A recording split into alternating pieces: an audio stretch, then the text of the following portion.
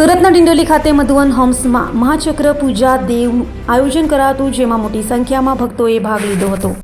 સુરતના ડિંડોલી ખાતે આવેલ પ્રાવોશા બ્રિજની સામે સુમુસ સર્કલ પાસે આવેલ મધુવન હોમ્સ ગેટ નંબર 2 ખાતે સેજપુરે પરિવાર દ્વારા મહાચક્ર પૂજા દેવનું આયોજન કરાયું હતું.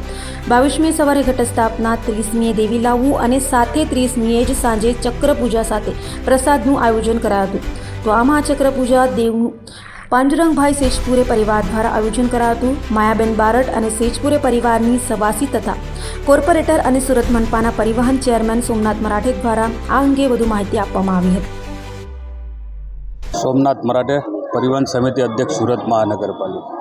આજે આ ડિંડોલી ખાતેના મધુવન સોસાયટીમાં સેજપુરે પરિવાર એમને ત્યાં આજે નવરાત્રિનો 7મો દિવસ છે અને વિશેષ નવરાત્રિના પહેલા દિવસથી જ આ સેજપુરી પરિવારનું દેવનું કાર્યક્રમ એ રાખવામાં આવ્યું છે. આ દેવનું કાર્યક્રમનું ખૂબ મહત્ત્વ ધરાવે છે. સમસ્ત એમનો જે સેજપુરી પરિવાર, જે કૌટુંબિક પરિવાર છે, આ પરિવારના તમામ સદસ્યો એમાં હાજરી આપતા હોય છે, સાથે ભોજન લેતા હોય છે, પર ડે સવાર સાંજ આરતી કરતા હોય છે, શોભાયાત્રા કાઢતા હોય છે. આ લગ્ન પ્રસંગ કરતાં પણ મોટો પ્રસંગની આ ઉજવણી આ પરિવાર કરતો હોય છે. આ નવરાત્રિ દરમિયાન આ પ્રસંગ કરવું ખૂબ મોટી વાત છે. નવરાત્રિ એ એવો પર્વ છે, શક્તિ અને ભક્તિનો પર્વ છે. હું માતાજીને પ્રાર્થના કરું છું સંપૂર્ણ આ સેજપુરે પરિવાર અને આપણા સુરતના સૌ નગરજનો પર માતાજીનો આશીર્વાદ બની રહે. અને આવનારા દિવસોમાં જે દિવાળી પર્વ આવે છે, આ દિવાળી પર્વમાં પણ આ તમામ આપણા પરિવાર પર આ ખુશીની લહેર આવે એવી હું શુભકામના કરું છું. બોલો અંબે માત કી જય. હું સેજપુરે પરિવારની મોટી સવાસીન છું અને હું બહુ ભાગ્યશાળી છું કે મેં અહીંયા સવાસીન બનેલી છું અને અહીંયા બધા ભક્તોની મનોકામના પૂર્ણ થાય, અહીંયા લોકોની મનોકામના પૂર્ણ થાય. અહીંયા આજે રોજ હજારી મંડળી જમવા આવે છે.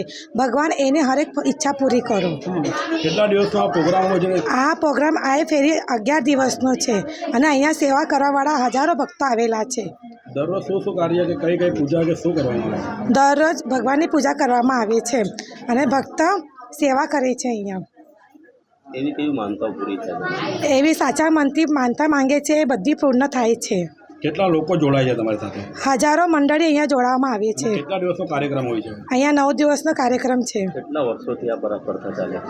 આ પ્રથા હજારો વર્ષથી આ પ્રથા ચાલુ છે. જી, મારું નામ માયાબેન વિષ્ણુભાઈ બારડ છે. આજે અહીંયા સેજપુરી પરિવાર વતી જેમ કે મોટી પૂજા કહેવાય એવી મહાચક્ર પૂજાનું નામ છે. એ મહાચક્ર પૂજાનું આજે સેજપુરી પરિવારથી આયોજન થયું છે.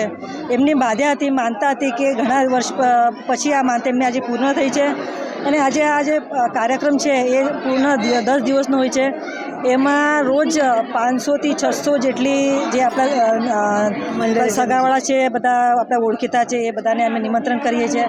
એ 500 થી 600 લોકો રોજના જમે છે, પ્રસાદ ગ્રહણ કરવા આવે છે અને એમાં એવું નથી કે બહારથી અમે જમવાનું મંગાવીએ છીએ કે કોઈ રસોઈયાને બોલાવીએ છીએ, એમાં બધા ઘરના જ લોકો રસોઈ કરે છે અને બધી પ્રેમથી જમે છે.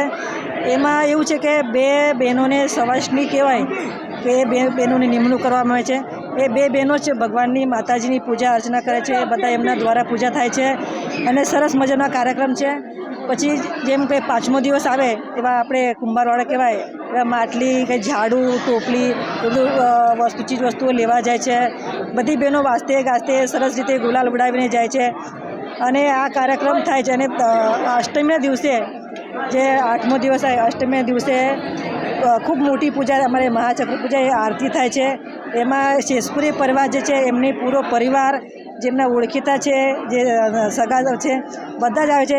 આજે એમનું એવું આયોજન છે કે 2500 જેટલી પબ્લિક કાલે પ્રસાદ ગ્રહણ કરવા આવશે અને આ ખૂબ મોટો પ્રસંગ કહેવાય, અમારા ખત્રી સમાજમાં ખૂબ મોટો પ્રસંગ કહેવાય. અને હું તો કહું છે માતાજી બધાની આશા આકાંક્ષા પૂર્ણ કરે, સૌને સુખી કરે એવી શુભેચ્છા આપું છું. અને આજે બધા જ બહેનો ભાઈઓ, આજે વરસાદ પણ છે તે છતાં બધી બહેનો જાતે રોટલી કરીને શાક કરીને બધી અને પ્રેમથી બધા જમાડે છે.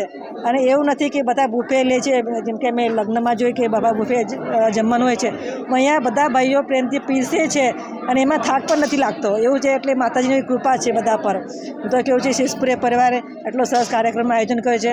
આજે અમારી જે મધુવંશી સોસાયટીના જેટલા સભ્યો છે એટલા બધા સભ્યો એમની 10 દિવસ સુધી અમે અહીંયા જમીએ છીએ અને અમે અમના કાર્યક્રમ આનંદ માણીએ છીએ. આજે હું માતાજીને પ્રાર્થના કરું છું કે શેષપુરી પરિવાર એટલું સરસ આયોજન કર્યું છે, એમને બધી આશા આકાંક્ષા પૂર્ણ કરે, એમને સુખી રાખે એવી શુભેચ્છા આપું છું. જય માતાજી. મીનાબેન છે મારું નામ, મીનાબેન છે.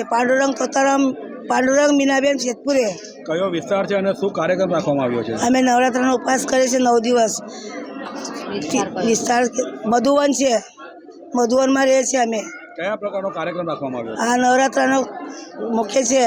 રોજ 700 માણસો જમે છે, કુમારવાડે જાય છે, કુમારવાડેથી માટલી લાવે છે, પછી ગટો લેવા જાય છે, ગટો લઈને આવે છે, બહેરાઓ પછી નાચી કૂદીને આવે છે.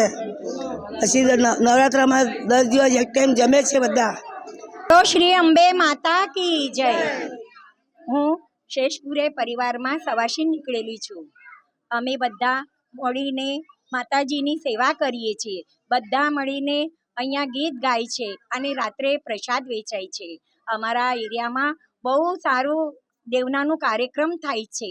આ દેવનાનો કાર્યક્રમ થાય એટલે ગોતીના બધા કુટુંબી ભેગા થઈને બધું આરતી પૂજા કરીએ છીએ.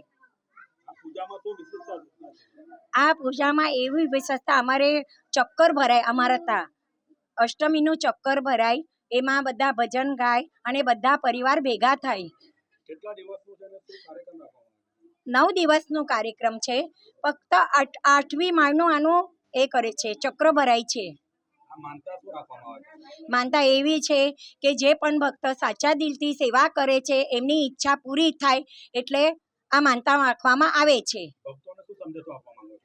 ભક્તોને એવું સંદેશો આપે કે બધા મળીને ભગવાનની સેવા કરો, માતાજીના ગુણલા ગાવો અને મા બધાની ઈચ્છા પૂરી કરે છે.